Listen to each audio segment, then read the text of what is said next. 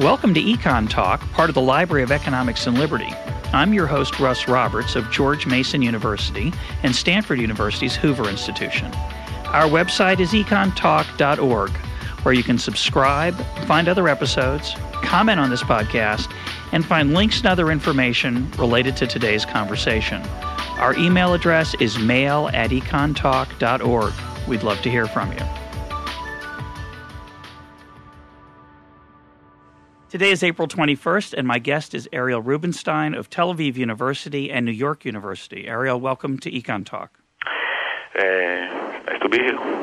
Now, you're a game theorist, a very respected game theorist, and you recently wrote an afterword for the 60th anniversary of von Neumann and Morgenstern's classic work on the theory of games. And you wrote it, you said explicitly, from the position of a skeptic. And, that's correct. And in that essay, you wrote, I'm going to read an excerpt from it, which was rather shocking when I came across it. So it's a little long. Bear with me, those of you out there. And Ariel, when I'm done, you can elaborate and comment. Of course. Here's the quote. So is game theory useful in any way? The popular literature is full of nonsensical claims to that effect. But within the community of game theorists, there is sharp disagreement over its meaning and potential usefulness.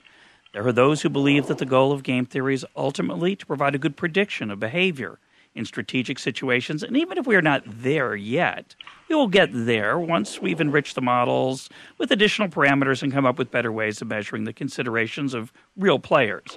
I'm not sure on what this vision is based. Most situations can be analyzed in a number of ways, which usually yield contradictory predictions. Furthermore, we need also to deal with the fundamental difficulty of predicting behavior in the social sciences, where prediction itself is part of the game and forecasters are themselves players. Then there are those who believe in the power of game theory to improve performance in real-life strategic interactions.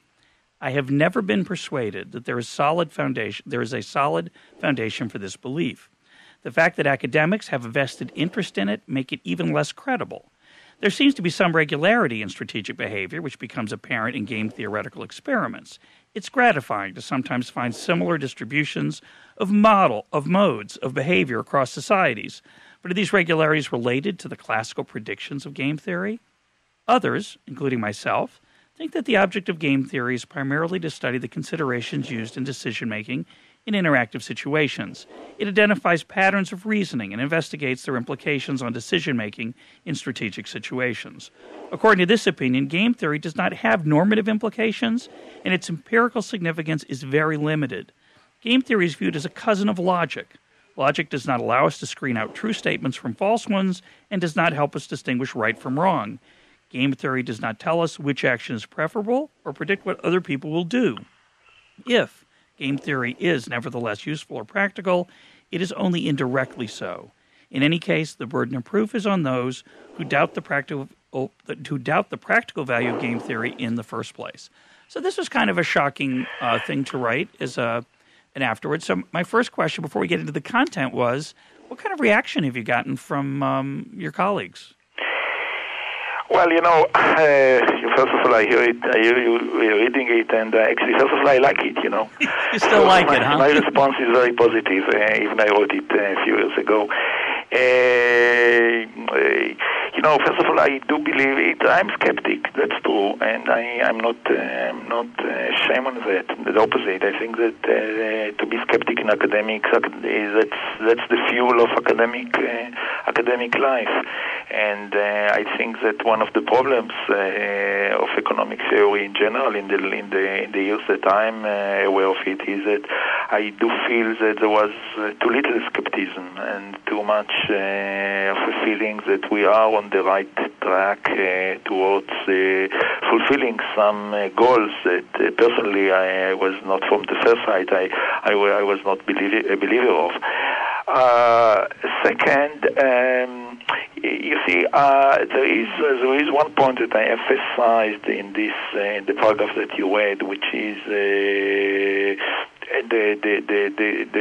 fact that many game theoreticians do feel or do want to find game theory to be applied. And my emotion from the beginning of my academic life, I've never felt that I have any obligation to do something which is useful, which is applied. I don't think that it's a sin, not at all. So if something that I do will pave the way to the moon or to cure cancer, I would be very happy.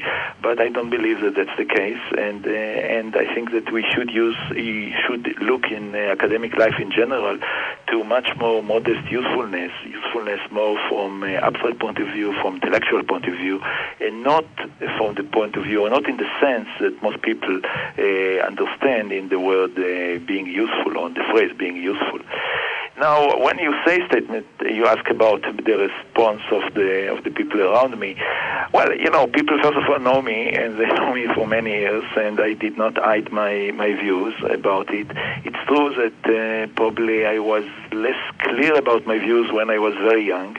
I remember the first time that it was around the early 80s that I was participating in some conference, and somebody told me that he did some experiments that was not very consistent with, at least he thought that it was not very consistent with a model that I wrote about bargaining, and I didn't understand what he wants for my life.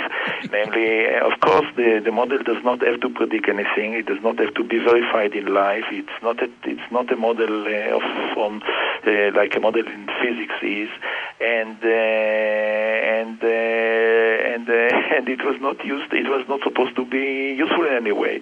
I called it a model of bargaining because I wanted to emphasize that there are many models of bargaining, and my model is just one story, and there could be many stories, and if it's useful, it is in a very, very indirect way. So I think that with time, people got more and more to know me, and they understood that these are my views. It's true that it's only in the last 10 years or so, especially around, let's say, the late 90s, that I expressed my views in a more coherent way, and I felt it more clear in my voice about the role or the usefulness or the non-usefulness of game theory. Now, you see, I have to say also that, of course, some people did not like it. I did not like it at all. It's not that I got some threats to my life, but and I fully understand why, because I think that many people, and I say it very positively about themselves, feel that they should do something useful in life. And again, let me emphasize, I say it's something I say it very positively about them. I think that there are people who were educated, who were brought up on the idea that they are not allowed just to be professors in universities just for thinking, for the sake of thinking, but they need to do something that will be useful in the regular sense of the word. So I think that for them it's not easy to accept this position. Now, of course, I should also say, and we should not hide it, that there are, and especially in the last 15 years or so, it was not like that, I think, 20 or 30 years ago, but in the last 15 years or so, we are also experiencing some economic interest around. And that's because once game theory became applied in the sense that there are companies that give, or individuals that give, becoming consultants and giving advices, and also get some nice amounts of money in return, then, of course, the interest also play a role. We are overall, and we economists are, and game theoreticians in particular, are also human beings, and we are economic agents, and that's something that we also take into account. So it's not, again, I don't blame anybody for cheating or something like that. The opposite, I think that there are very moral and very nice people around game theory. But I think the interests are also in the background, and at least I think I fully understand that some of the people that felt that their work, or feel that their work is very, very useful in a very concrete way, are either driven by very idealistic positions about academic life, or are driven by more human incentives or interests like other people. So again, I don't feel isolated, not at all, from time to time. By the way, one of the nice things about these sort of positions that I get from time to time. Look, it's not the case that every day I get responses and many emails from thousands of people. That's not the case, of course. But I think that it's nice to get very positive responses from young people, from students. And it's nice because, I think that it's coming from something more pure, and in general, I believe in young people more than I believe in people in my age. Well, listeners will hear some echoes from a recent interview we did with Freeman Dyson, where he talked about the value of being a heretic, and made some similar comments about the reliability of science. We're talking now about social science, about economics, and about game theory in particular. But it is a fascinating thing, and I think that in my experience, when you confront people with the idea that their certainty is not as high as they claim it to be, their reaction is very angry and aggressive. They don't say, oh, that's interesting. Well, maybe I should be a little more... No, actually what they respond with is, you don't know what you're talking about, you don't understand, you don't know the field. But in your case, they can't say that. You know what you're talking about, and you do know the field, and it's awkward. Some people must be very defensive. Some people are very defensive, and I guess that some people probably will not say it in my face, will say some bad things about me, and I will not hate them for that. I understand that this is the game of life, and for saying that, I don't need to know game theory. By the way, one point that I would like to also to emphasize that I do believe that many of the game theoreticians and the economic theoreticians in general could make a lot of difference to the world. But my argument would be the following. I think that what's happened is that the economic theory attracted many smart people, many very smart people. And what is the difference between game theory or economic theory and, let's say, pure mathematics is that those people who come to economic theory are very often also with a very good touch to the world. So it's not that it's not only that their IQ is very high, but they have also, to do game theory, you do need some touch to the world in the sense of understanding how people argue, what is important in a situation, and so on. Now that's something that you don't learn in game theory, but I think that if you're a good game theoretician or a good economic theoretician, then this is a virtue that you need to come with. So I think that what's going on is that game theory and economic theory, many of the people who work in these fields have this special ability of high analytical ability and some touch to the world, which makes them very valuable independently of the theories or the concepts that they come with.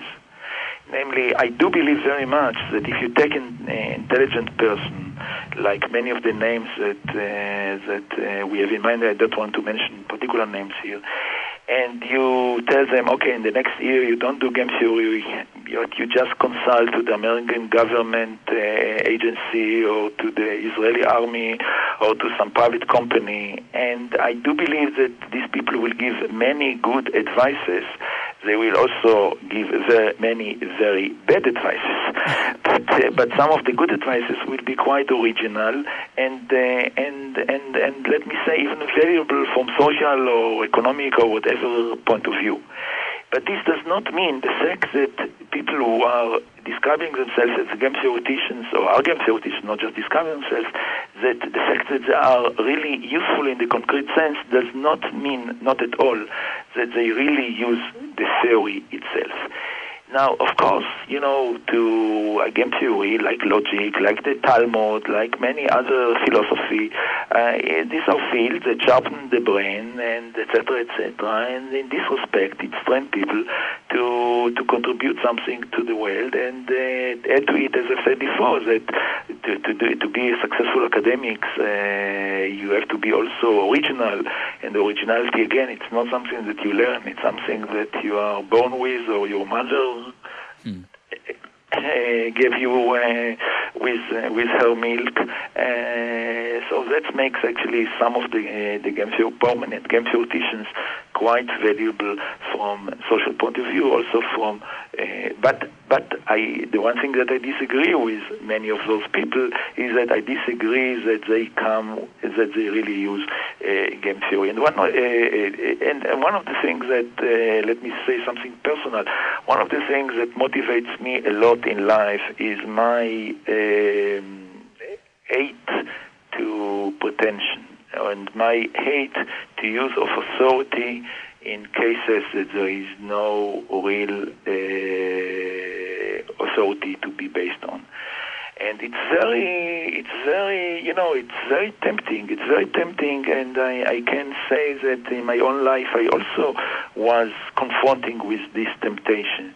It's very tempting to say, I know something that you don't know. I'm a professor. I'm a game theoretician. I know some people who won the Nobel Prize, etc., etc. And therefore, listen to me. I know some things that you, the layman, the politician, etc., don't know. Yeah, it's very seductive. It's tempting, yeah. But I think that we should, and personally I hope that I did succeed to not to be tempted by that, and the opposite. And I did, in the last 10 years or so, I did, many times I did talk in some public gatherings, or I guess some public lectures in Israel, and I writing from time to time in the newspaper in Israel. And one thing that I emphasize in the first sentence is that, listen, I'm talking with you as a citizen of Israel, a citizen of the world, but not at all as expert to anything which is relevant. It's a very deep observation.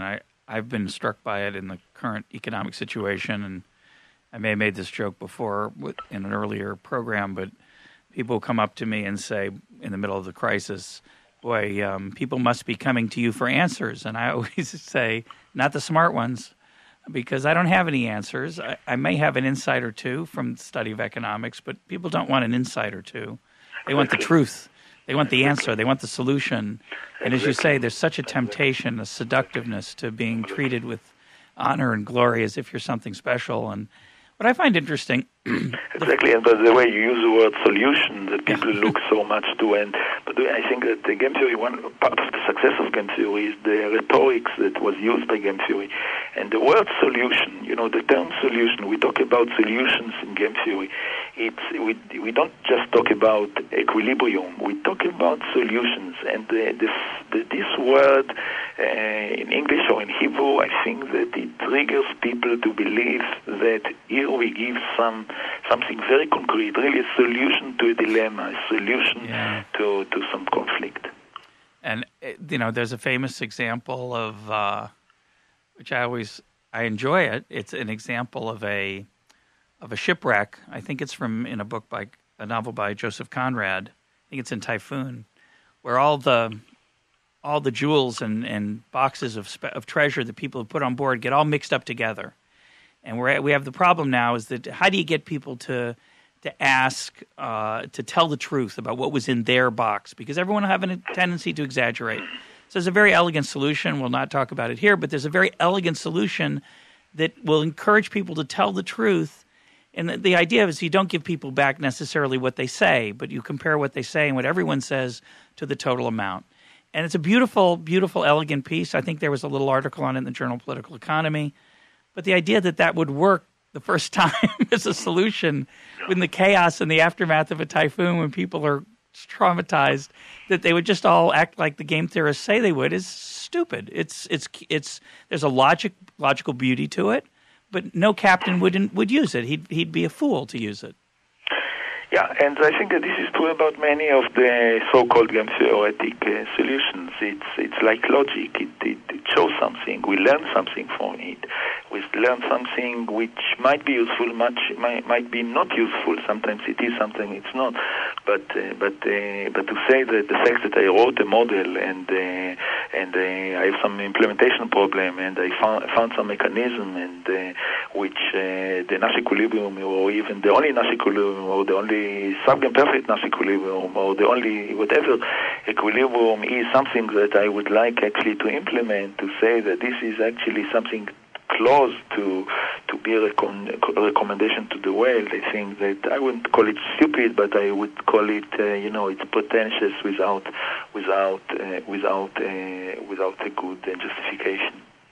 So the other thing I want to observe about your point, which I think is very true, that people like to be seen as experts and treated with seriousness. It's interesting to me that I think most game theorists, most economists generally, would be insulted when told, well, most of your insights come from the fact that you're really smart. And yes, it's useful to have studied economics. It hones the mind, and I would even go farther than that. It sensitizes you. Economics does generally. It sensitizes you to unseen effects. It sensitizes you to the effect of incentives. It sensitizes you to the role of market forces, which are very difficult sometimes to be aware of. And for a game theorist, you're sensitized to strategic interactions, and those can be very important. And yet no one says, this had nothing to do with my training. It's just me, I'm smart. That we'd think might be attractive. That might be a nice identity. But what you point out is what actually does happen. People don't want to sell themselves that way. They sell themselves as the keeper of the flame, the person who has this insight from the club, from the cadre of insiders called economists or game theorists. I just find that psychologically interesting. Right. Yeah, I think that many of the people would love to describe themselves as smart, but I think that it's just it's very difficult to say. Okay, I am smart. My IQ is such and such. Listen to me. But on the other hand, it's very easy to say I have 50 papers in econometrica, and therefore I'm an expert on whatever. And now listen to me. And by the way, it's not just a blame. Again, it's not a matter of evilness. By the way, in general, I don't believe in. There are very few people who are evil. I think that it is a sort of, in some sense, it's an equilibrium of the world.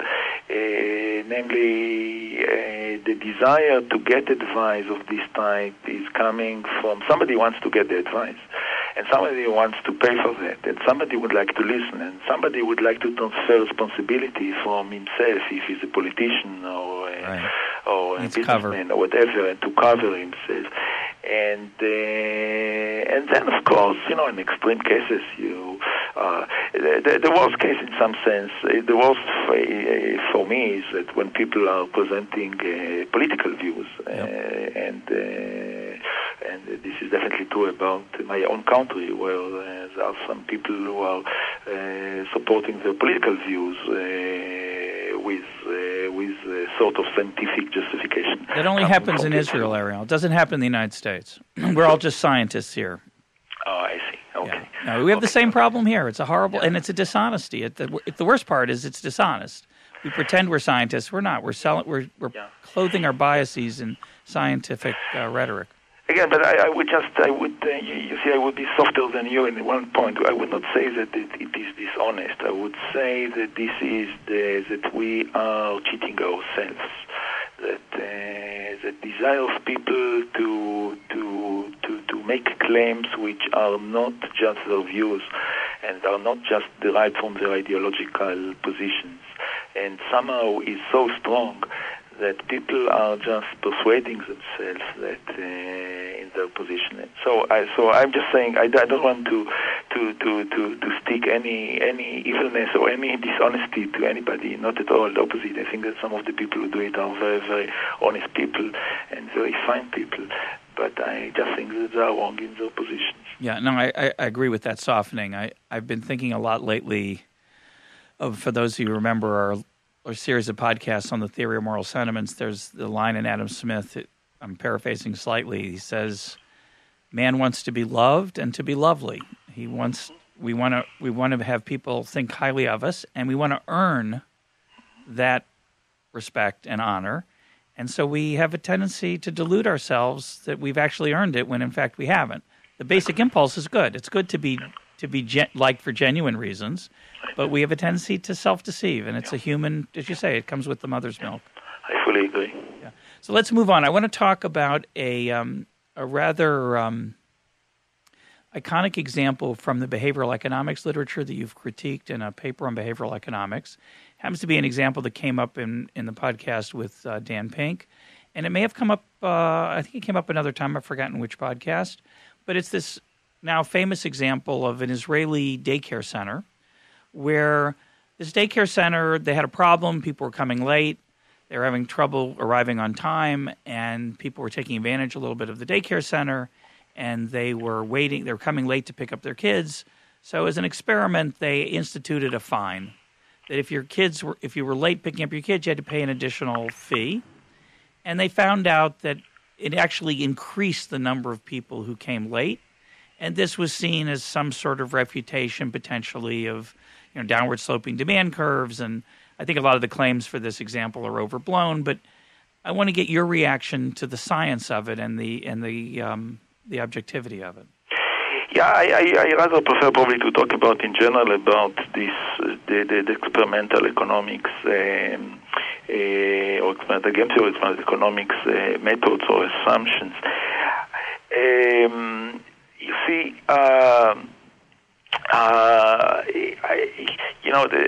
my interaction with experimental game theory or experimental economics started when I met many years ago the late Amos Tversky. And my first interaction with Amos Tversky, who then became quite a friend of mine until he died in 96, was a meeting where more or less I told him, Amos, I don't understand what are you doing. What you're doing is completely obvious. I don't understand why you need experiments to support your observations. You understand how people reason. You have interesting observations about those, and now it's enough that you write those observations like philosophers. Philosophers usually, traditionally, don't support their observations with experiments.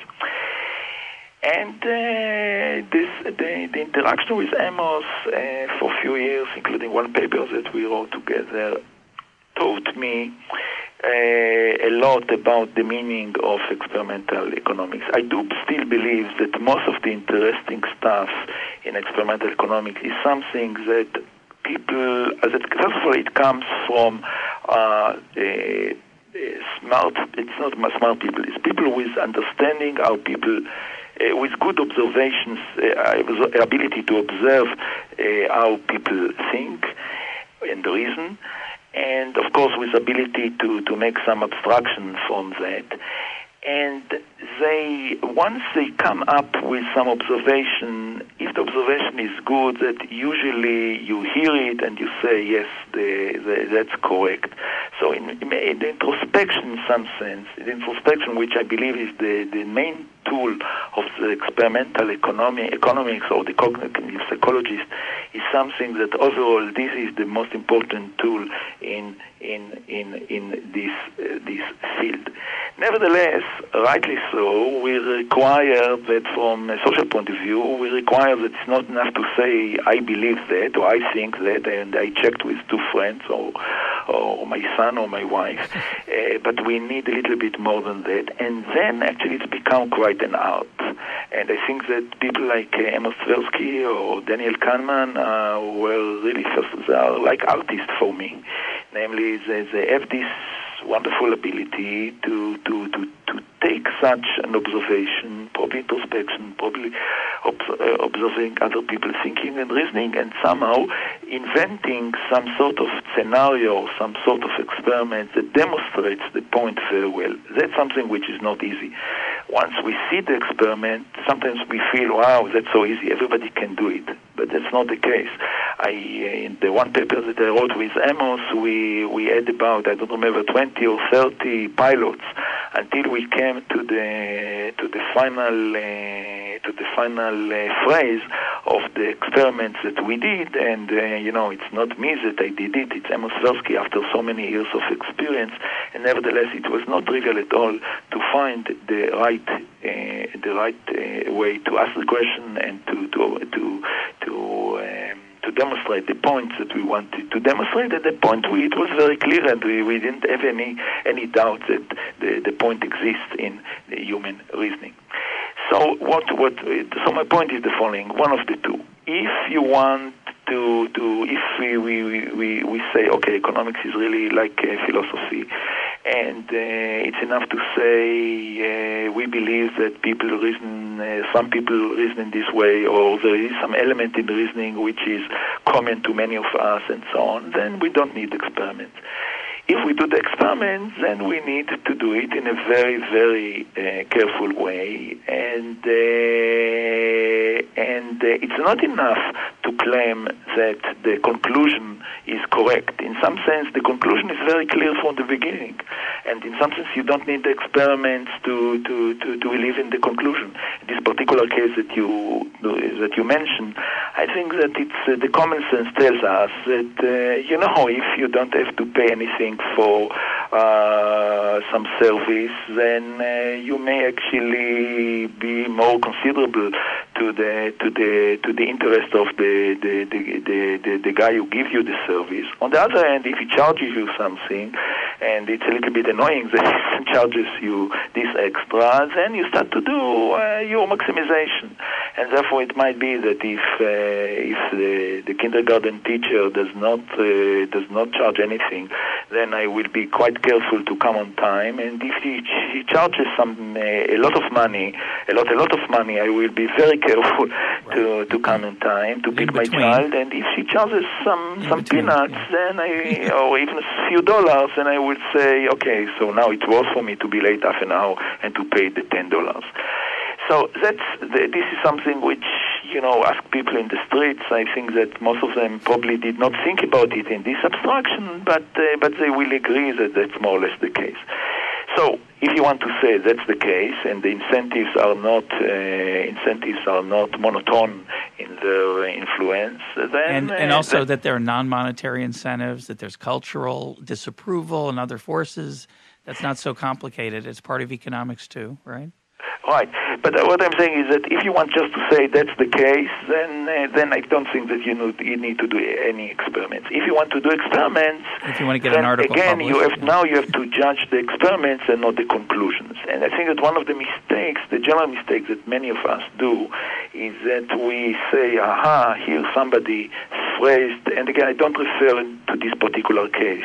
I refer in general to many papers in experimental economics in the last 20 years, where actually people were quite impressed by the conclusion, probably because the conclusion was useful to construct new models. But in some sense, you didn't need the experiments to be persuaded. Now, as I said before, if you do the experiments, then I would like to require from the experiments to be done in the right way. Now, how do we usually judge experiments? I think that usually we judge experiments using some statistical tools, right? So there is some statistical test, and you run the program, and you get P equal whatever, and it's better that you get P below 5%, etc., and if you get 6%, it's disaster. If you get 4%, you are happy. And that's the end of the game. Now, my point is that one of the things that as a profession we hide or we don't take into account, the big uncertainty about results, in my opinion, is not the uncertainty, the statistical uncertainty that usually is measured but the uncertainty about the way that the data is recorded, the uncertainty about the way that the experiment is done. And this is something that in my feeling is that economists are not critical enough. We don't check the details. We in general believe in it's not politically correct to say to somebody, well, I'm not sure that actually you have done the experiment in the protocol, the exact protocol that you are reporting to, and therefore this becomes the significance of the experiments that are reported in the literature for me, and again, without getting into details about case A or case B, in general, I'm much more skeptic about these facts. Let me be bold and probably shock you again. Most of the facts that are reported, I don't believe the facts. I believe the conclusions. Yeah. No, without the facts. And this is something which is, again, one thing that I learned in my life is that we are not angels, and there are very few angels in the world, and I'm not an angel. And working in experimental economics, it requires, in some sense, to be an angel. Namely, it's very easy to deceive yourself. It's very easy to do the wrong calculation and not to check the calculations if they go in your direction. When in the last 3 years I give lectures about neuroeconomics, and one of the things that I do in this lecture, I show some data about eye tracking data that I did with some work with a friend of mine from Weizmann Institute and a student from Tel Aviv. And they show the data, and they show some very nice pictures of the eye tracking, recordings of the eye track from the eye tracker. What is eye tracking? Watching? Yeah. What is that? Eye tracking. Well, the story is that in order to, we try in general in what is called neuroeconomics, people try to understand the ways that people reason. And they try to do it from measuring, typically they measure things using these days the fMRI. Yeah. And there are some signals that come from your brain, from your body, or from whatever, that give us some hints about the ways that you reason before you made a decision. Now, again, this is one of probably the most important, interesting developments in economics in the last 5 to 10 years. And again, it's a field that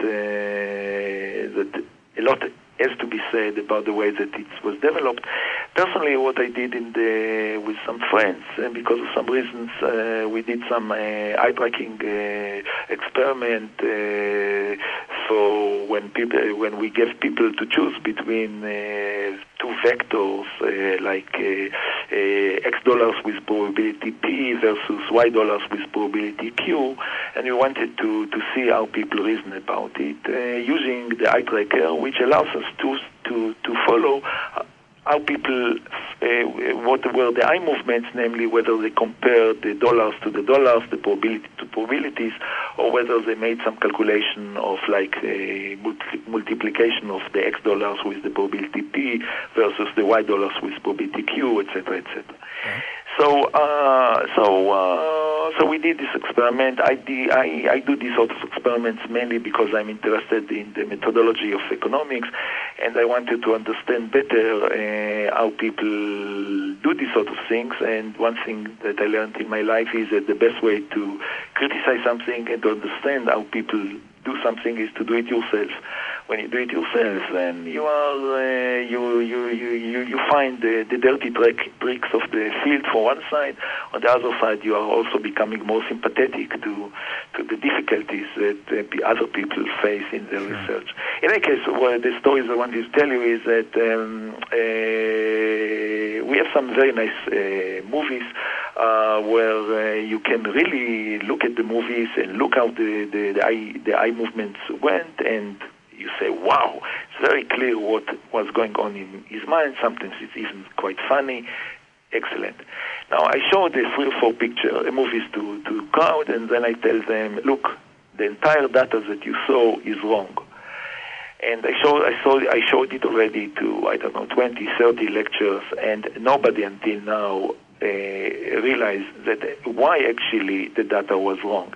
The people could see it because they had actually the entire information and the entire background to make the conclusion that what they saw is in some sense wrong, and they don't see it. And actually, my co-authors and me watched these movies for days and weeks, and until there was some accident that caused us actually to realize that the data was wrong. The data was wrong because what's happened in this particular case is that there was a mistake of the programmer, and actually everything up, down were reversed, flipped down, and whatever was up actually was down, whatever was down was up, and it was and people could realize it because actually all the movements, the eye movement started actually from the bottom, and it's very strange that people started to look at the screen and started to look at it at the screen from the bottom and not from top. Even in a country like Israel, when we read from right to left, we don't read from bottom to top, and but nevertheless, we don't criticize enough the way we take for granted that actually what we see is correct, that the way that the data was recorded and collected was fine, and that we don't search for mistakes in the fundamental mistakes in the ways that we analyze the data. We do look for some statistical tests, which actually are very good tests, or sometimes are good tests for credibility of the data, assuming that everything until up to the point that you ran the statistical test was correct. So. So I think that one thing that I try to encourage in my research or my lectures other people is to be skeptic about data, about experiments, and not just to check the statistical validity, but to go further to the very fine description of the experiment. These fine details are extremely important and may make a lot of differences. But this is a general problem. And you pointed out very eloquently in the case of experimental economics and in your paper, which we'll put a link up to, you give some nice examples of the kind of what you might call casualness in the collecting of the data was done or the imprecision of it.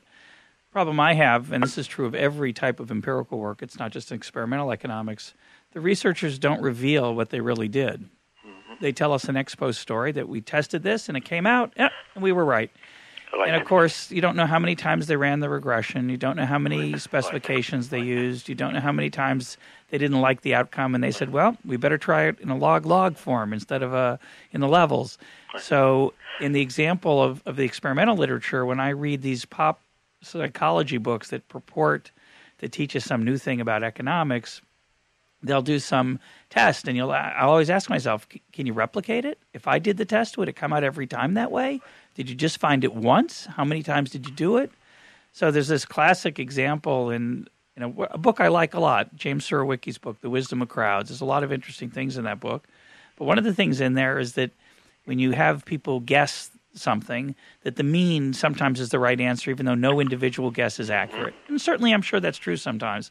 But I think it's also not true. But for fun, I did an experiment with my class. I filled up a big jar with beans, and I walked around and I asked a bunch of different people how many beans were in the jar to see if the mean would be anything close.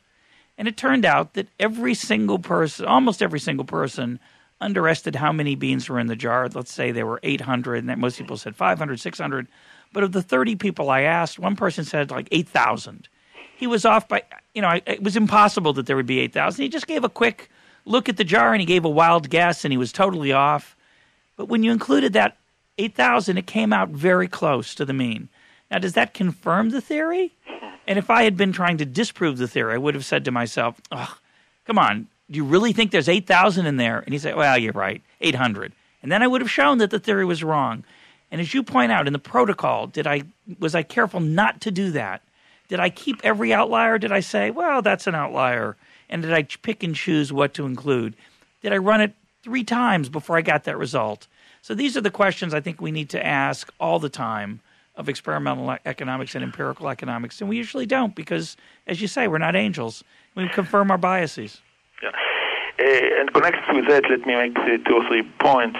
First of all, I think that one thing that has to be changed in economics, and I think that I've heard already many people agree with that point, is that we lack this culture of replication. I think that, you do something original. I'm not sure about it. I am going to run it again. the chances that I will be able to publish it, whatever are the results, are very small. That makes it very rare that people replicate, and if they replicate, I think that usually they have actually the incentives to improve the results and then to make some sort of a secondary experiment that under some different conditions with some changes, and they have something, another phenomenon, but basically they have to replicate to improve actually the original experiment. And I think that this culture is very bad. There is a room, I think, for giving some credits to people who do replications, whether it works or whether it fails. And of course, it has to be evaluated less than a big invention, but nevertheless, I think that the profession does not give any incentives for people to do that. Second, I think that there is a big problem, in my opinion, which is about the protocols that experimental economics use. I think at the moment, the experimental economics requires certain protocols which became very rigid and extremely difficult. It's extremely difficult to publish, whether you're a famous person or whether you're a young person. It's very difficult to publish stuff which do not follow these protocols. The protocols require certain incentives. The protocols require, namely, giving subjects some money, and require bring people to what they call laboratories. But laboratory is a nice word to some bunch of computers, that's all. Now, I think the outcome is actually, in my opinion, devastating from academic point of view, because, first of all, the incentives are not serious, and I think that there are several research pieces that shows that actually these amounts that are given are not really incentivize people in the way that makes much difference between this protocol and the protocol when you're telling people you're not going to get any money, but now let's imagine that you are now in a particular situation where such and such thousands of dollars are in stake, and etc., etc. That's because people are very good in fantasies. People are very good in putting themselves in imaginary situations, and then actually I believe that they report about what they would do. Of course, it's not exactly what they would do, but give us some information, which in my opinion is better than what we get in laboratory when we pay $5 to a student for sitting 30 minutes near a computer and doing some very boring game. But I think that the worst of it is that it prevents, at the moment, there are a lot of possibilities to do very huge experiments via the web. I must say that I have to say that myself, I do in the last 8 or 9 years, I do a lot of experiments via the web, and I think that the results that I get are, in my opinion, are not less valuable, and in my opinion even more, because I'm talking about many thousands of subjects and participants, and I think that the results are not less reliable, at least for many of the games or the decision problems that I'm working with, and it's just very difficult to publish it. It's very difficult to draw the attention of the community, because the community requires this sort of protocols. Now, why the community requires this sort of protocols? Let me again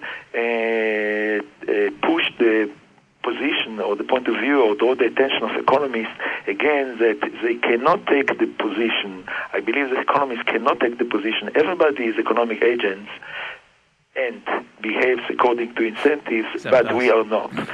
And everybody's firms have behaving like cartels, create cartels, and we are not cartels. I think that the economic profession in certain, at least in certain ways, behave like a cartel.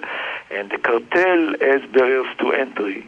That's the basic strategy of any cartel, and the cartel of experimental economics puts a barrier to entry, because in some sense it sounds very easy to do experiments, and I think this is one of the misleading facts about for graduate students. Many graduate students who don't succeed to do theory or don't succeed to do very elaborating macro models or whatever, then they feel, okay, we can finish the PhD quite easily because we'll get some money from the supervisor and we'll run some experiments.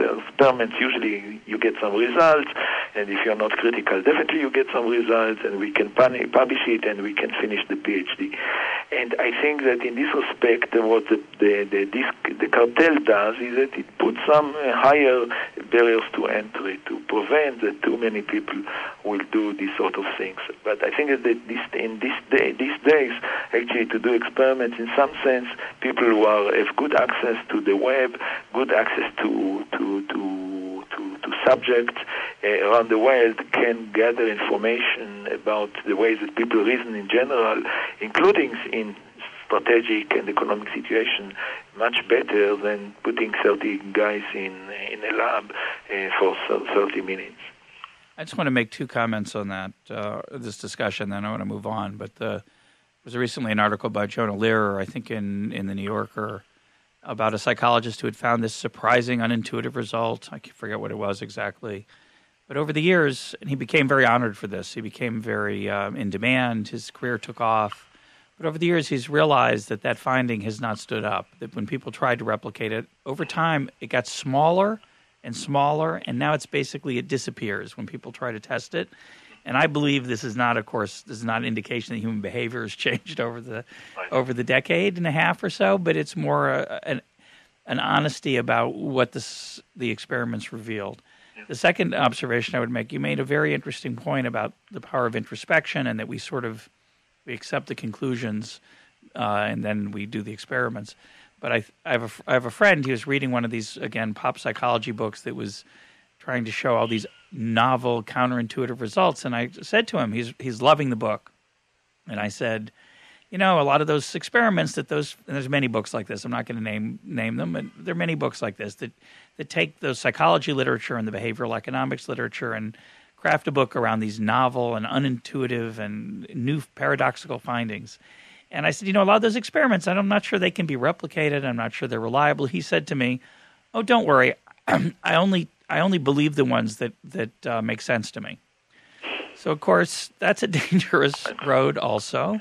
So there is a challenge. I'm with you. I'm more tending towards philosophy as I get older and less towards mathematical economics. But there is a challenge that your introspection is prone to confirmation bias. And here I am interviewing you. You're confirming all my biases that I have about experimental economics and game theory. So I have to be careful too. Yeah. One more issue that you've been a contrarian, or at least an outspoken person on, maybe not a contrarian. And it sort of, I think, maybe brings together a few of the things you've been talking about. I think that one thing that I try also to emphasize in the last few years in my writings is that what is economic model. Actually, I wrote a book in Hebrew, which was not published in English, at least not yet, which I called, in Hebrew, it's Agadot HaKalkala, which means economic fables or economic tales. And the basic idea of this book, and that's something which I also emphasize in some other writings, is that my view about economic model in general is that it is a fable, it's a fairy tale. And it's not like, at least my imagination of what is a model in the sciences.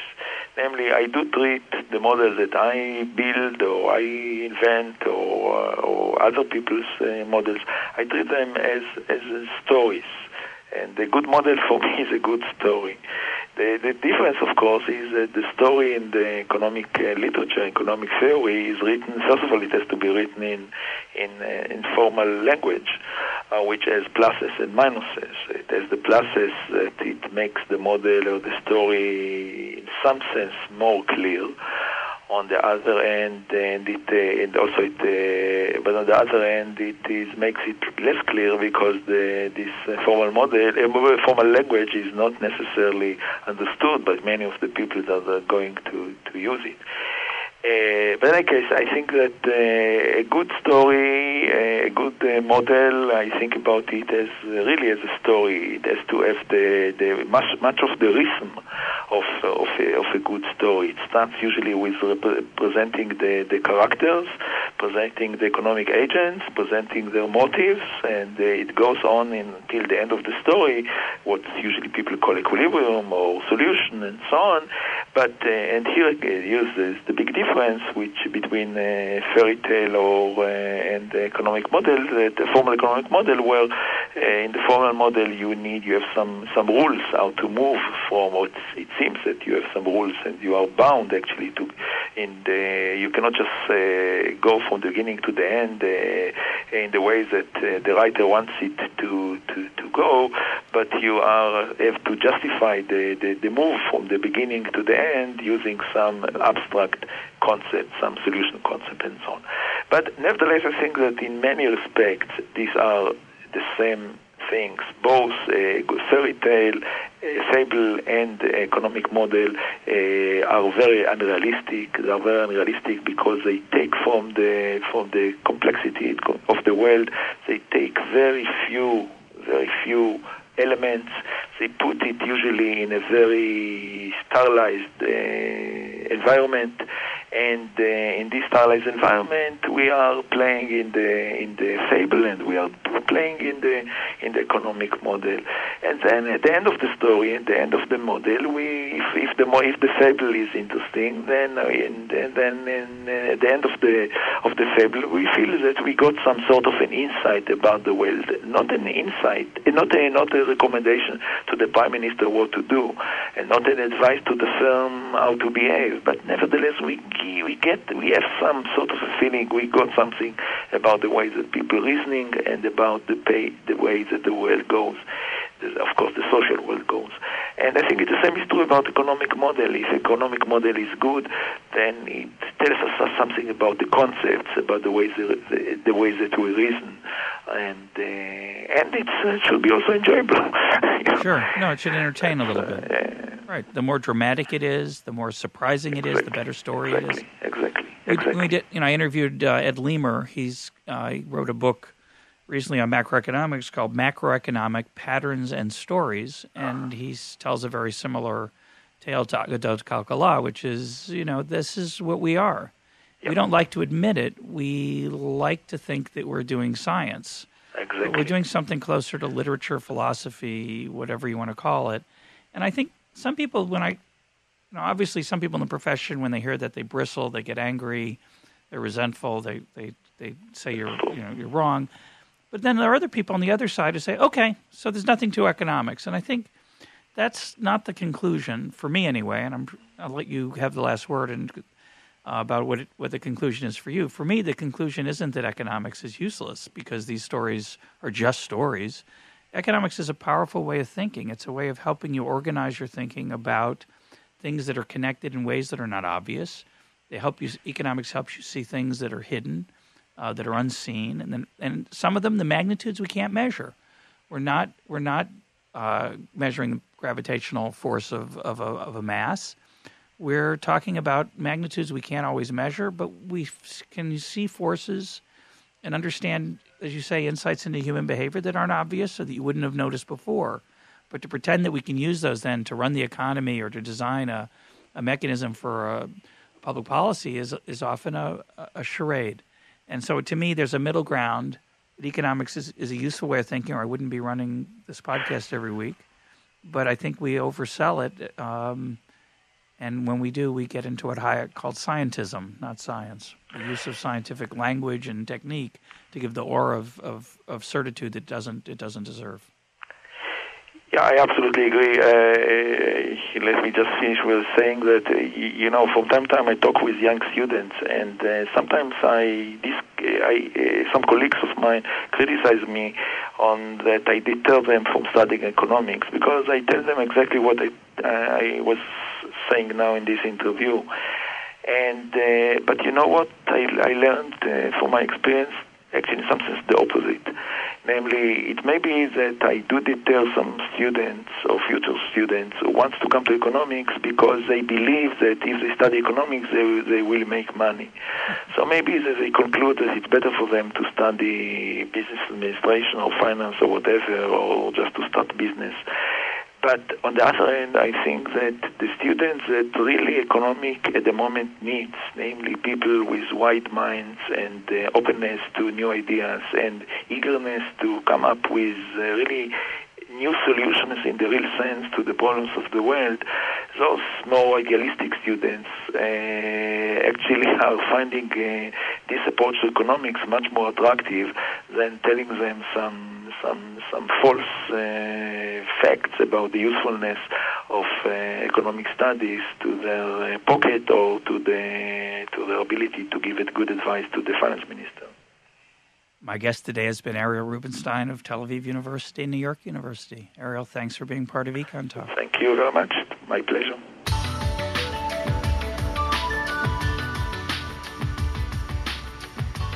This is EconTalk, part of the Library of Economics and Liberty. For more EconTalk, go to econtalk.org, where you can also comment on today's podcast and find links and readings related to today's conversation. The sound engineer for EconTalk is Rich Goyette. I'm your host, Russ Roberts. Thanks for listening. Talk to you on Monday.